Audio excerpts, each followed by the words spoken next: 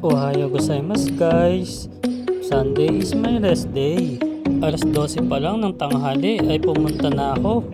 At yun nga, nakalaban ko agad si Koda-sang. First 2 games nga pala ay inunahan ko na agad siya. Para kabahan na siya. Kaya na 2-0 agad ang score. Kaso nakahabol pa rin siya. Kaya naging score ay naging 3-3. Hindi talaga biro kalaban ng mga Class B. Dahil konting pagkakamali mo lang ay ubos na agad ang bola. Ang husay nga pala ng nakalaban ko. Kahit manipisan na ang tira ay talagang napapahulog pa rin niya.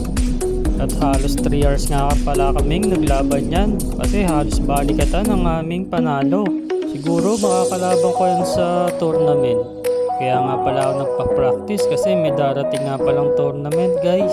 Sa February 18 ay maglalaban-laban ang mga ABC. Kaya sa tingin ko ay maraming sasali at magiging malaki rin ang magiging prize. Kasi depende sa player, sa mga player ang magiging prize. Kapag maraming sasali ay malaki rin ang magiging prize.